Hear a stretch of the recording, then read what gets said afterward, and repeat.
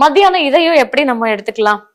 ஒரு டம்ளர் தண்ணி, இதுல 1/4 ஸ்பூன் மஞ்சள் தூள், 1/4 ஸ்பூன் மிளகுத்தூள், 5 கிராம் இஞ்சி, ஒரு ஏலக்காய், ஒரு லவங்கம் நல்லா இடிச்சு போட்டுருங்க, ஒரு கைப்பிடி துளசி இலை. இதையெல்லாம் ஒரு 3 நிமிஷம் கொதிக்க வைங்க. அத வடிகட்டி அந்த தண்ணிய நல்லா வெது வெதுன்னு கொஞ்சமா லெமனை ஸ்குவீஸ் பண்ணி குடிச்சிங்கன்னா இது நல்ல எனர்ஜியாவும் இருக்கும். உங்க ஜீரண சக்தியை நல்லா இம்ப்ரூவ் பண்ணும்.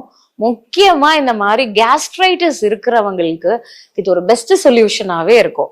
அந்த மஞ்சள்ல இருக்கக்கூடிய குர்குமினும் அந்த மிளகுல இருக்கக்கூடிய பெப்பரினும் இந்த இஞ்சில இருக்கக்கூடிய ஜிஞ்சராலும் சேர்ந்துச்சுன்னா நம்மளுடைய கேஸ்ட்ரிக் செக்ரீஷனை ரெகுலேட் பண்ணி கொடுக்கும். ஈவன் இது மலச்சிக்கல் இல்லாம கூட பாத்துக்குது.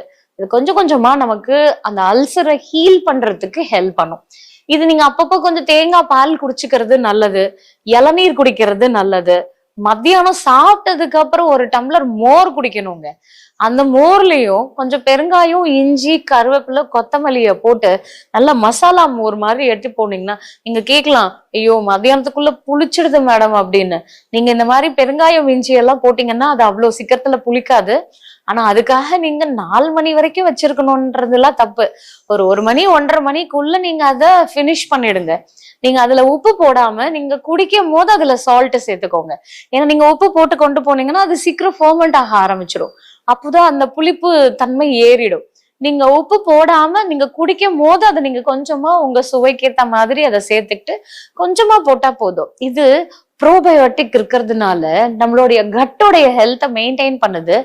குட் பாக்டீரியாஸை மெயின்டைன் பண்றதுனால அதுவே அல்சரை ஹீல் பண்றதுக்கு ஹெல்ப் பண்ணும். ஈவன் அந்த ஆசிட் செக்ரீஷனையும் ரெகுலேட் பண்ணி கொடுக்கும்.